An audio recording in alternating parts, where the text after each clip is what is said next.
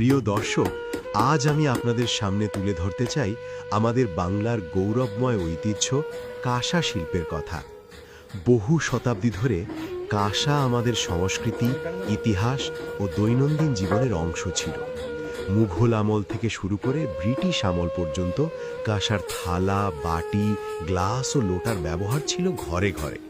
বিশেষ করে জামালপুর জেলার ইসলামপুর অঞ্চল প্রজন্মের পর প্রজন্ম ধরে কাঁসা তৈরির জন্য বিখ্যাত। বিয়ে, ঈদ, মিলাদ, পূজা, মৃত্যুবার্ষিকী প্রতিটি বিশেষ অনুষ্ঠানে কাঁসার বাসন ছিল অপরিহার্য। কাঁসা শুধু ঐতিহ্য নয়, এটি স্বাস্থ্যকর ও পরিবেশ বান্ধব। কাঁসার বাসনে খাবার খেলে হজম শক্তি ভালো থাকে, শরীরের পিএইচ ব্যালেন্স ঠিক রাখতে সাহায্য করে এবং এতে জীবাণু সহজে টিকে থাকতে পারে না। এটি দীর্ঘদিন ব্যবহারযোগ্য, ভেঙে যায় না সহজে এবং প্রজন্ম থেকে প্রজন্মে ব্যবহার করা যায়। আগেকার মানুষ স্বাস্থ্য ও স্থায়িত্বের কথা চিন্তা করেই কাঁসা ব্যবহার করতেন, কিন্তু সময়ের সাথে সাথে প্লাস্টিক, স্টিল ও মেলামাইনের সহজলভ্যতার কারণে কাঁসার ব্যবহার কমে গেছে।